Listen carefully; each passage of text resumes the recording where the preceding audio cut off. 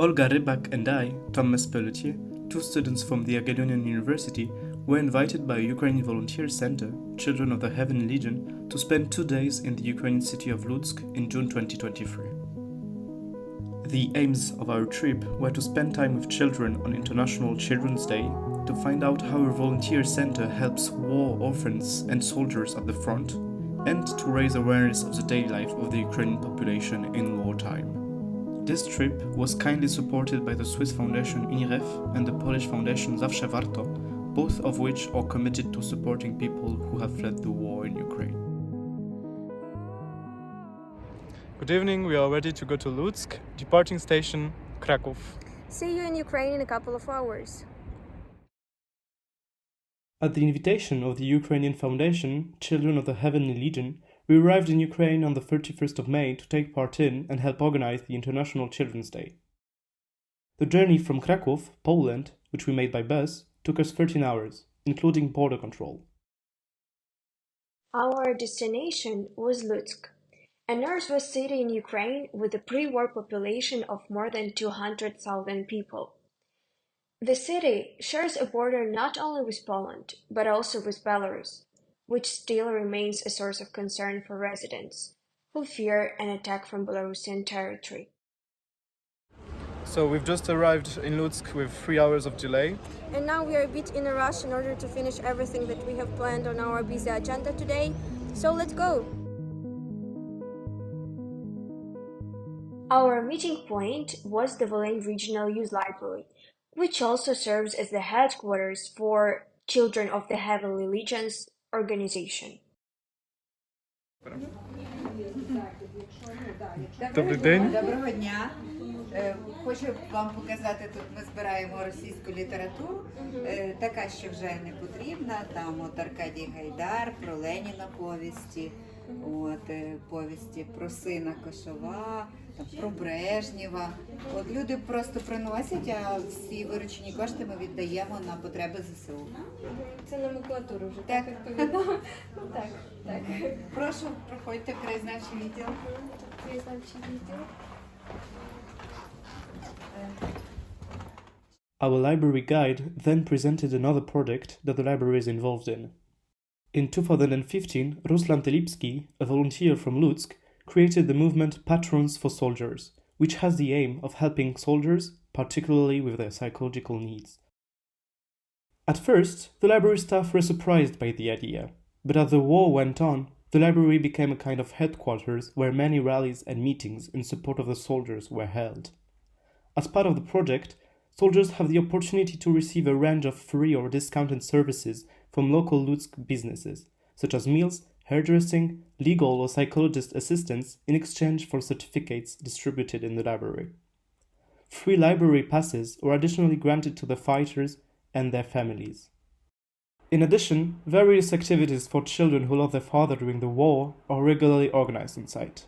For instance, kids are invited to participate in the so-called cartoon therapy, during which they can create their own characters with plasticine and present a short performance to their peers afterwards.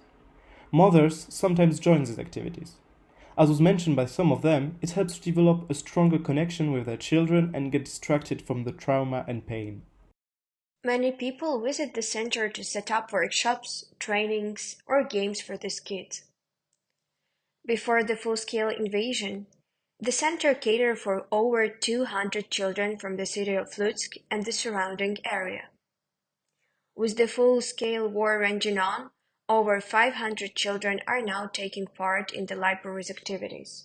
The library is also involved in direct support for soldiers on the front line, notably by producing camouflage nets designed to conceal military equipment and the soldiers themselves. We also tried to contribute to this. Camouflage outfits for soldiers are also produced here.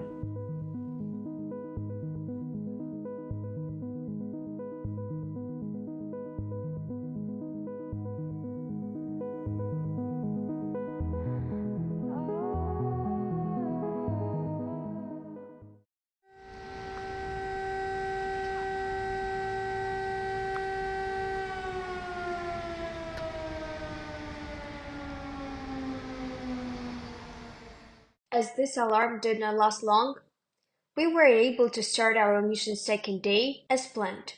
On the occasion of the International Children's Day, the library hosted an art installation to draw attention to how Ukrainian children were affected by war and how they express it via arts or artistic creations. These drawings have been made by Ukrainian children from all over the country. Але таких одиниць. Тому ця акція спрямована на те, щоб нагадати про те, що в Луцьку є такі діти, які фактично діти біженці.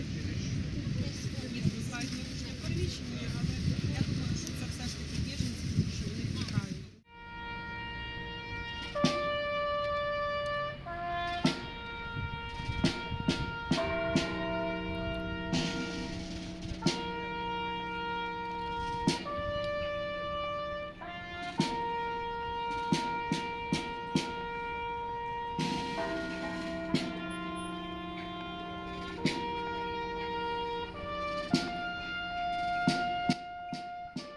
Now, this wall, which commemorates all fallen Lutsk soldiers, will have another name inscribed on it.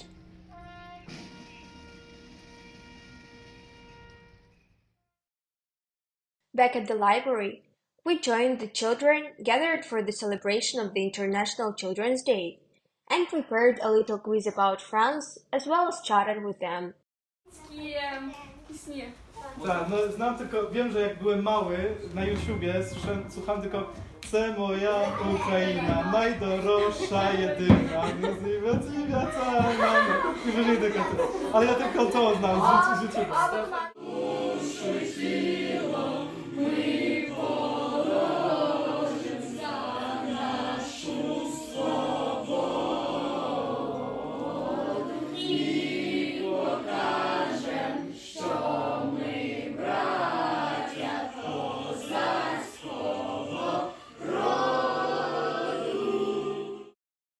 Along with the team of the library volunteers, we then followed children to a park, where a program of activities was organized.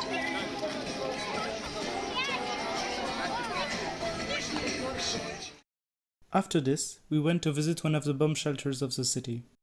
There, we were guided around by one of the managers of the site. This basement is quite spacious and equipped for sheltering more than 600 people at once. Тут люди якісь залишалися ночувати, чи це просто ці ліжка тут? Прошу. Ці ліжка тут, ці люди залишалися? Ну, коли були тривоги, тоді, коли були, то люди ночували і це, сиділи, і вночі приходили. Зараз я йду. Так. Our guide went to switch on the lights.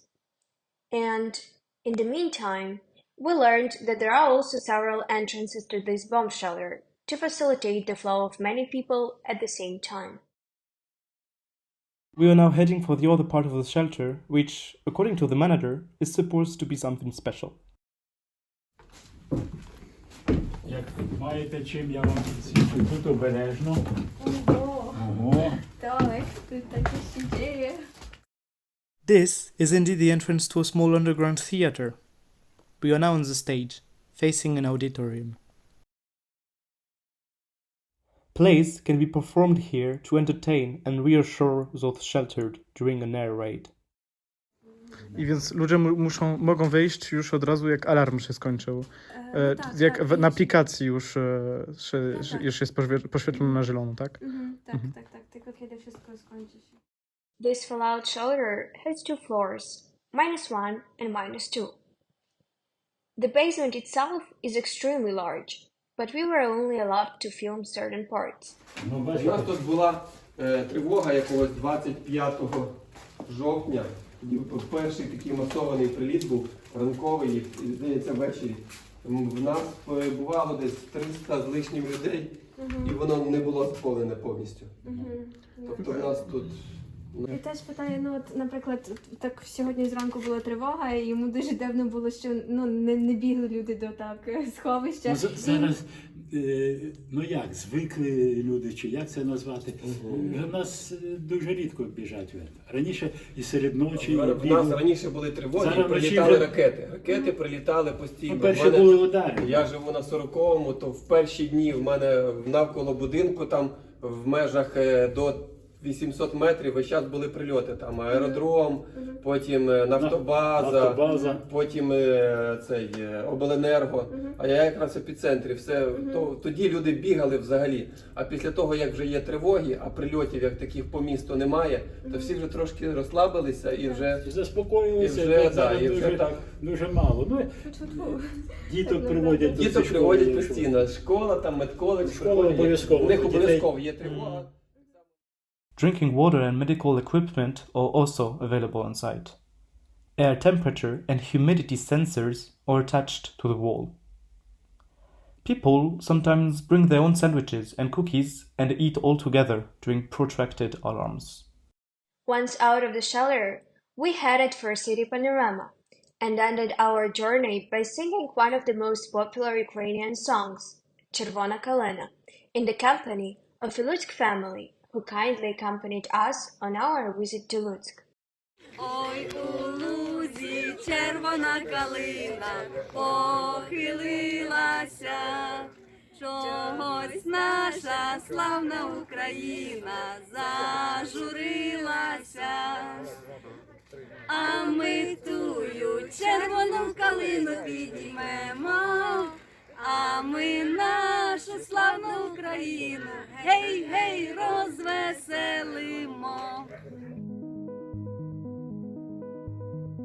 We would like to express our gratitude and warmest thanks to the Volyn Regional Youth Library and Ruslan Telipsky for the invitation to Lutsk and their warm welcome on site, the Swiss Foundation UNIREF and the Polish Foundation Zawsze Warto, which provided support for this trip, and Natalka Androszczuk and her family for accompanying us and showing us around the city.